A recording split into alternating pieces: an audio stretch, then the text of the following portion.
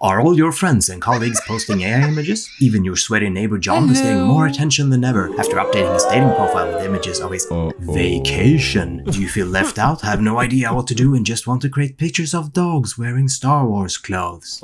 Then this tutorial is for you. My name is Seb and I'll be your guide.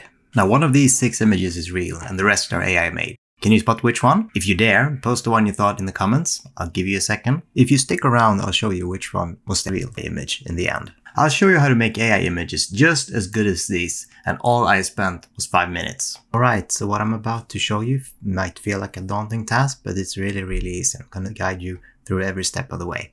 So we're gonna Google Automatic 1111, enter the GitHub. I'll also provide this link in the description.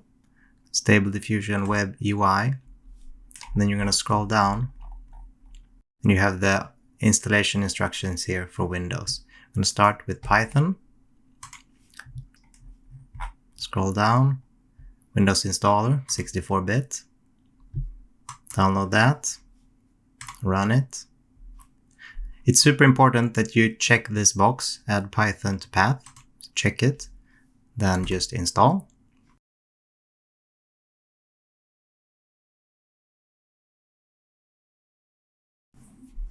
We can close this and this, head back into the GitHub. We're going to install Git, download that 64-bit Git for Windows, save. You can just run all this through. You don't need to change anything. Leave everything at default.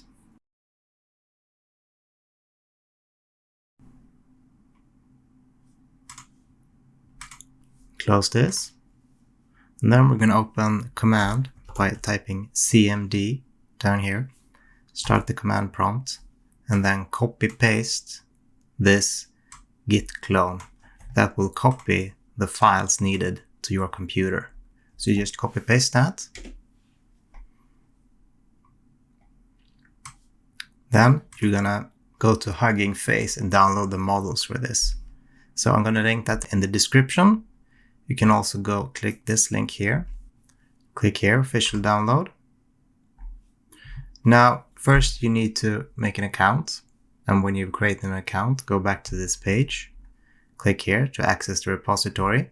And when you've done that, you should reach this page. So when you've logged in, you're going to see the weights here. Ignore the full one, just go to the standard one. Click that, download. It's a pretty big file, about 4 gigabytes. It's going to take some time. When that's finished, you're going to enter your users folder, and there's a folder here, Stable Diffusion Web UI. This has been created from the command prompts, the git clone we ran earlier. So just enter this folder, enter models, enter Stable Diffusion, and this is where you're going to put your model. So just drag that in there, rename it to model. And now we can run Stable Diffusion. So let's back into the directory here. And you're going to look at this file, the web UI-user. Let me give you a little tip. We're going to first open Notepad. I'm going to drag that there. And before this line here, I'm going to add git pull. So what happens here that before you run Stable Diffusion every time, this command will pull the files from GitHub, the latest files. So it would automatically update to the latest version. So let's save that, exit it, and run the web UI user. Now it says already up to date. That's because we ran the git pull and we have already the latest files. Now, this may take some time depending on your computer and bandwidth. I've spoken to users that have been waiting at this stage for about 50 minutes, but that's like worst case. So just stick with it, leave it as is. It's gonna finish up eventually. Now the installation has completed, and this took about 5 minutes on my system, which is a fairly fast system. Stable Diffusion is now up and running locally on your computer. And how you access that is entering a web browser and this URL. So let's do that. I'm gonna copy that in here. Then this is our user interface for Stable Diffusion. Now everything runs in the background here, and here's where you're gonna see all your progress from creating the images. But you don't need to look at this. You can use the web user interface for now. So let's talk about what this is. First, we have some tabs up here. And the first one is text to image. So this is where you would create an image out of pure text. So let's say, for example, we want a photograph of a woman with brown hair. Portrait. Now, before you get antsy and press generate, I want you to go into the settings here, because we're going to change one thing. And this is the progress bar. And we want to show the image creation progress for every step. Well, not every step, but let's put it like for every 3 steps. And apply settings, and then go back. And now we can generate our first image.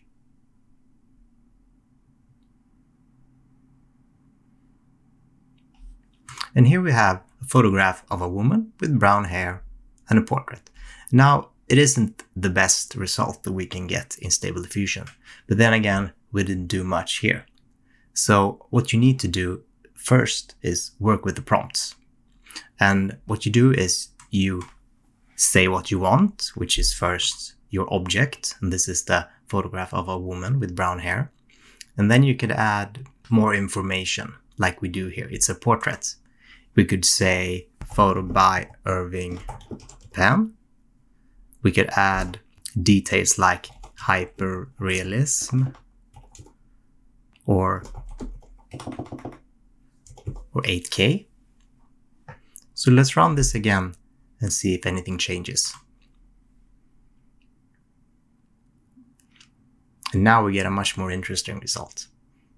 Now, it may not be what you were looking for, but you can change that with the prompt. And if you're feeling a little lost with the prompts, I would recommend you to look at some great Stable Diffusion images and copy those prompts and then change it the way you want it.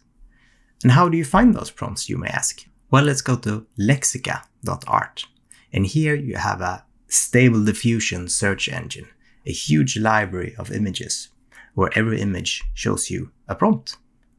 So let's say here, for example, let's look at this image. It looks like Albert Einstein. Someone has actually written a portrait of a Kurdish Albert Einstein in Kurdish clothes. And then there's lots of info here. It's by an artist, Greg Rutkowski, which is very infamous in the Stable Diffusion community. They wanted this in digital art style, not a photo, which is clearly shown here.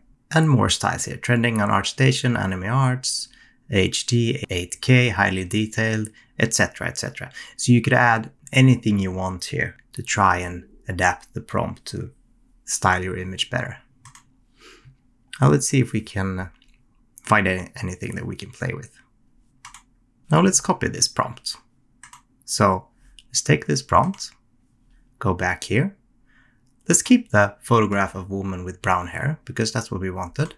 And let's paste the rest in and remove the friendly humanoid robot. Now we have a little too much prompting here, so it's gonna cut some of the end. We'll just run it anyway, see what happens. And this, compared to our starting image, is looking a lot more creatively interesting. So this is how you can play with the prompts to get the results you want. Now let's look a little more at the settings that you can change. Now the prompt is one of the hugest parts in Stable Diffusion, but there are lots and lots of other options. The second thing here you're gonna see is the sampling steps. And now we ran this at default, which is a sampling steps of 20 with the Euler ancestral sampling method. And 20 sampling steps is usually quite low, but Euler ancestral is one of the samplers that can handle that pretty good. And if we look at this sampler versus steps comparison here, we have the K Euler ancestral here, and we had 20 steps, so it should be somewhere between here. But since the 16 steps here shows it's a good result, well, 20 would work as well. Now the steps are like iterations of your image. So if your image starts with blur, like this, like every image does, like you see here on all the samplers. For every step or every iteration going forward, it would try to create more of your image. So if you have this, and apparently they tried to create some sort of Medusa woman here, it's trying in this noise to find an image of a woman or Medusa. You can see it's getting a little closer here every time.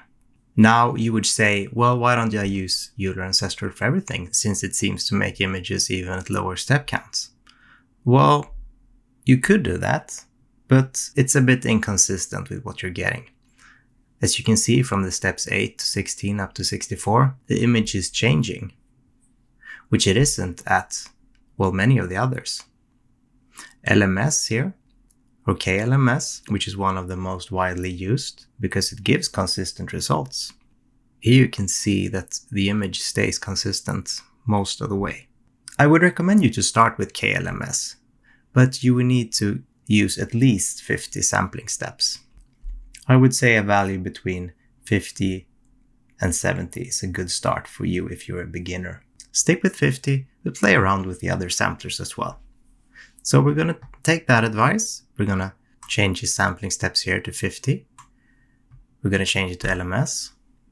And we're going to remove some other text here in the prompt.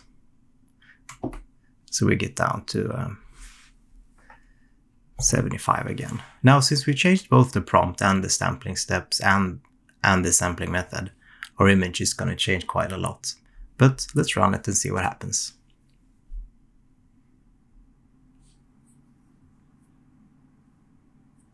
Now, this is a fairly interesting image. Now the eyes look a little weird, but there's an option to fix that, which is restore faces.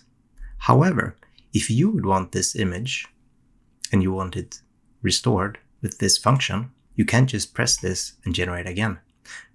Because there's one thing down here called the seed, and this is randomized each time. And if you run this now, you will get a new noise from the start that will produce a completely new image. Let's save this and I'll show you. Let's go back to restore faces. So we're running this again with the exact same settings.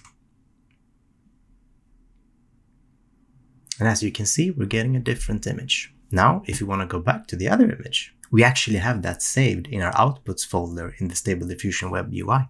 So you can find the settings there. So you can always find an old image and the settings for it. So if we would have copy pasted all those settings from that file, it would be the same prompt here, the same sampling steps, and the sampler and the seed. Now we will get the same image we had previously.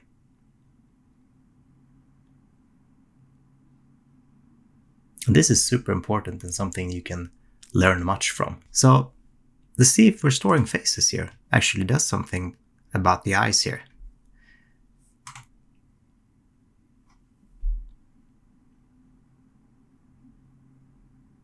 Now this generation took a little longer than previously. I sped this up, but first you saw the image as before, and then it started a new generation, which would fix the face. And now the eyes are looking much, much better, and the whole face looks, well, more normal.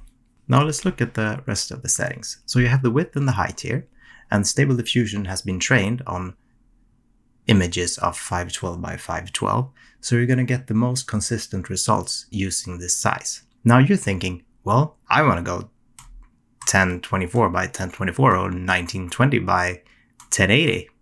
Well, if you have hardware that can handle that, sure, go ahead. But most likely it's going to crash your Stable Diffusion.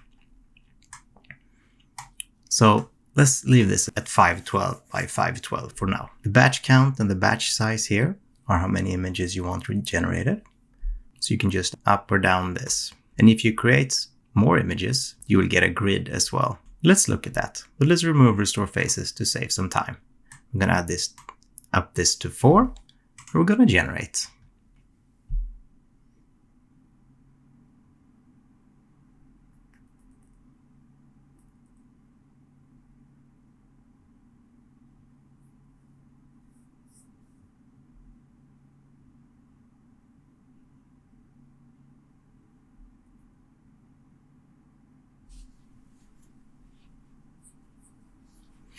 So now we have 4 new images, and these are all saved in your output folder as well. So you can look at them individually here, or you can see the grid. Now, if you're a keen observer, you might say, well, Seb, why aren't all these 4 images the same, since you have the seed put in down here? You said if you have all the settings the same, the images will be the same. Well, you're absolutely right. But when we're running batches like this, every new image gets a new seed.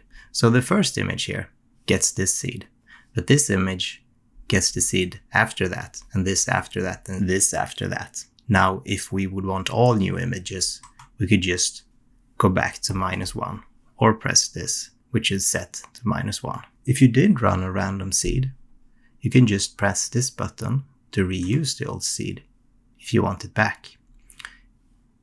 You will always have it down here from your last generation and in your output folder. But it's easy to just be able to press the button. Now let's get the batch count back, and let's talk about the scale here. Now the scale is how closely the AI will listen to your prompt. So working with this image, let's lower the scale down to 1. That means the AI will not listen to your prompt. It will have a glance at it and say, well, alright, this looks cool. Maybe I'll listen to it, but I'll make something that I like instead. So let's see what happens.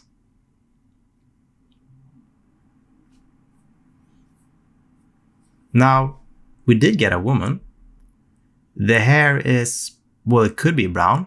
It's not a portrait, and it feels like it hasn't listened a lot to what was going on here. So let's up this to the max. And now we're basically telling the AI, now you better look at this. We're gonna have a talk later. So let's see what the AI does.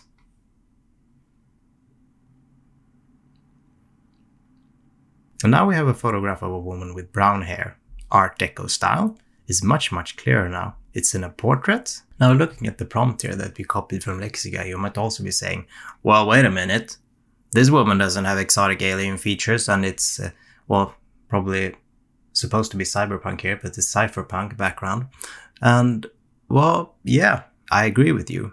There's not a lot of exotic alien features here. And that could be based on several factors. Firstly, this is a very long prompt, so it will evaluate everything here differently. The items in the beginning will have a high importance, and the items in the end will have lower importance. You can change this. Let's say we want the exotic alien features. I have no idea what that would look like, but let's try it. So we could add parentheses here. This would accentuate these words, and you can add as few or as many as you want. The more you add, the more focus it will give to these words. Now let's run this with the exact same settings we had last time. However, I'm expecting less than great results. Let's see.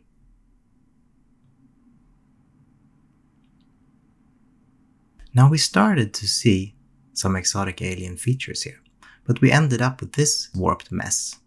And you might say, well, Seb, what's happening? Well, I'm going to tell you. The reason we're getting this is because our scale is too high. Now, KLMS is very consistent, but it has issues under 50 sampling steps, and it has issues when going too high on the scale. So we're going to drop this down. I say a value between 7 and 14 is usually good. So, let's set it at 14. You can go higher, you can go up to 20, but you have to play around with that value. So let's run this again, and let's keep the exotic alien features in here and see what happens.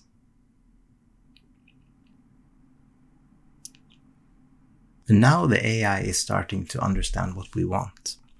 And all these features here, I would assume, would be the exotic alien features. We can actually try that. We can remove these parentheses and run this again and see what happens. And this is now removed. Now it's a piece of cloth. So that's the way how you can adapt the prompt that you already have without reworking it. Prompting is the primary way to work with your images. Now the rest of the settings here, they need to be understood, obviously. But as soon as you understand them, most of the work is going to be with your prompts. Now let's randomize the seed again. Let's generate 4 new images, and let's see if we can get something to work with in image to image, and I'll show you how that works.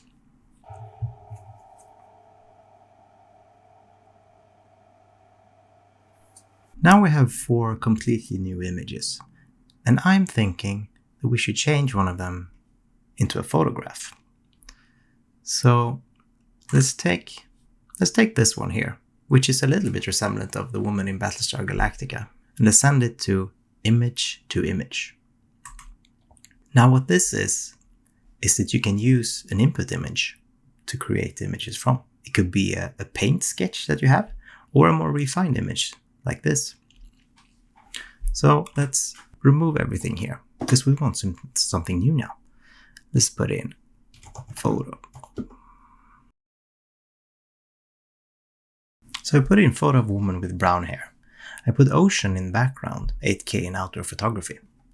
I figured since we already have a blue background, we might use this and see if we can get an ocean out of it. Now we have the same settings. We have sampling steps here, 50. We're going to change it to KLMS that we talked about earlier. And for image to image, we have a new setting, which is denoising strength.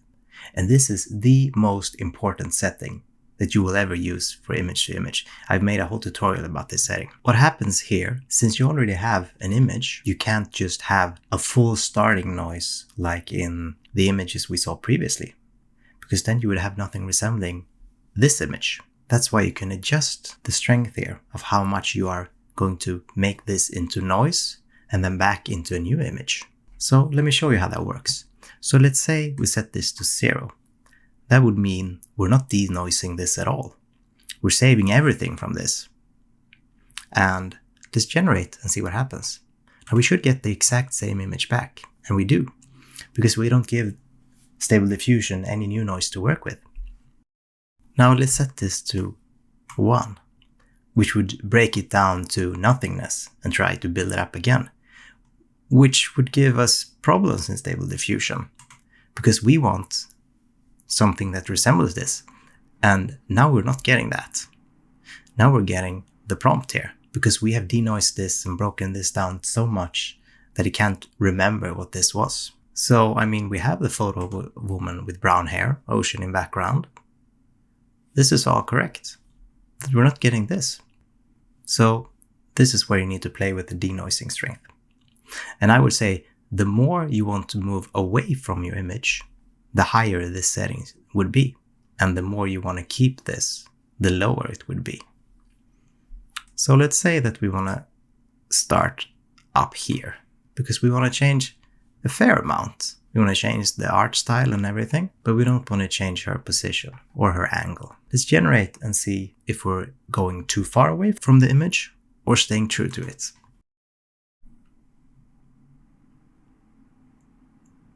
Now I think this is a pretty good result.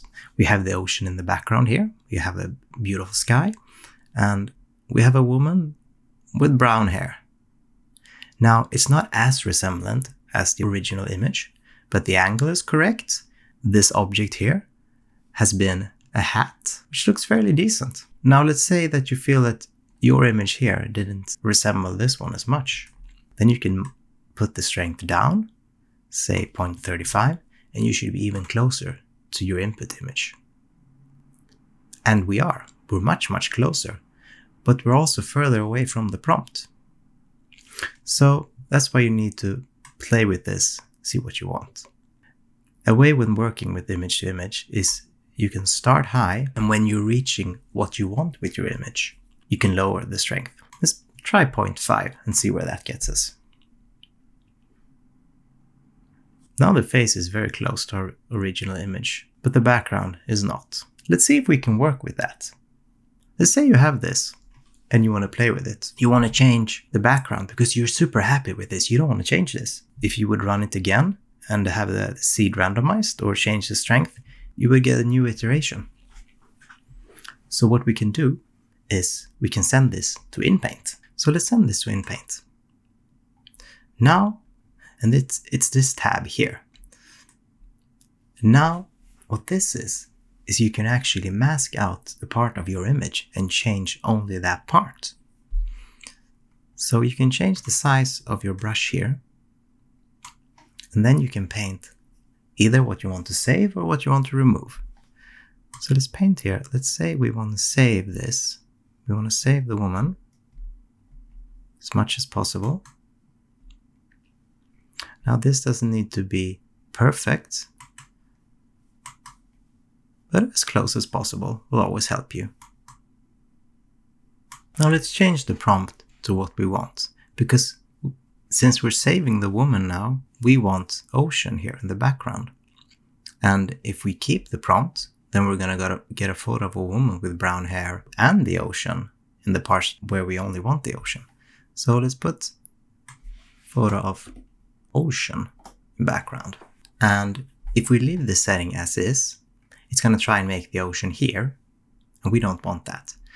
We want the ocean where we haven't painted. So let's change this to Inpaint, not masked. You can also upload a mask that you've made in Photoshop or GIMP or whatever. It would accept a mask that is black or white. Now, this masked content setting here. Now, let's say this is the part that you've masked.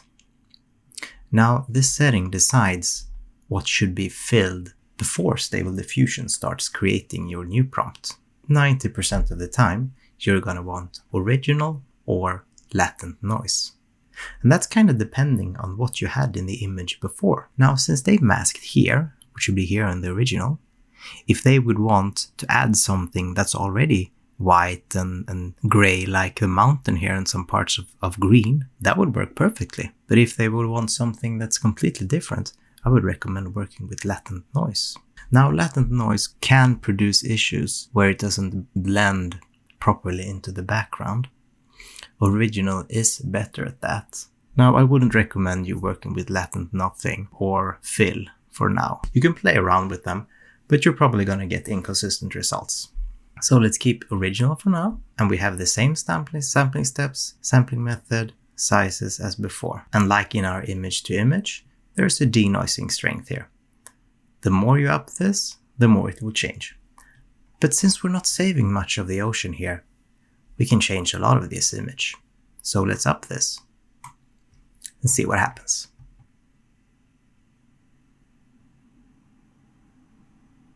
Now we did get a photo of the ocean in the background, and we have the sky here, which is all looking decent. However, this part here actually turned into some kind of hair up here, and that's not something that we wanted. I'm going to show you how you can paint the parts you want. So I'll open Photopea, which is basically Photoshop Online. I'm going to take this image that we got, or the original one,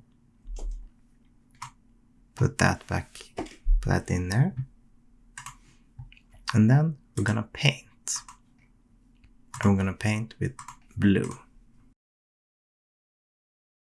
Now we just want to remove this hat here, or whatever it is. So Stable Diffusion thinks it's ocean or sky. Now again, this doesn't have to be perfect. The AI is pretty good at understanding what things are, as long as you give them a reference. Okay, let's try with this one. Export as a JPEG. Save that. Woman, ocean. Now we're gonna go back into Stable Diffusion, and we're just gonna drag and drop that in here. Now you do need to repaint the mask. So if you have a mask image, that could work as well. Then you would just go here and upload the mask here. But we're gonna draw, so let's continue with that. And let's generate.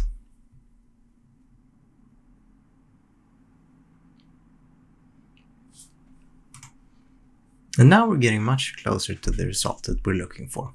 We still have some artifacts around here and here, but you can play with this and either work with the mask a little better, or the painting, or just play with the mask blur setting here, which is basically how much blur you're gonna have to the edge of this mask.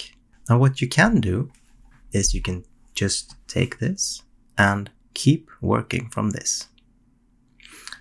A good way when you have something you like is that you can send it to image and just generate a new image from the one you have here. So let's say photo of woman with brown hair and ocean in background. Now we're redrawing the whole image. We don't have a mask here. Previously, we had a very high denoising strength because we wanted to change the image a lot. But now we don't want that. So let's lower this. So run it to 0.3.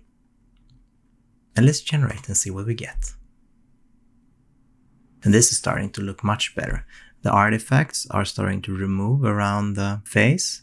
Now the eye has turned a little weird here, but if we just press restore faces here, we can generate a new one.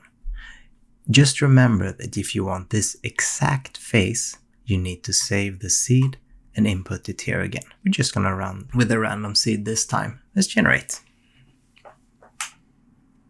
So this is a pretty good result. The eye is better. It's still not perfect, but you can work with that by running new generations until you find one you like. Let me show what I would do to get a perfect result out of this one. I would drag this back into here. I might up the strength just a little bit, and I would run this in several images, because you can't always expect to get a good image every time. So you're gonna need to run multiple batches that will generate this. We still have restore faces clicked in.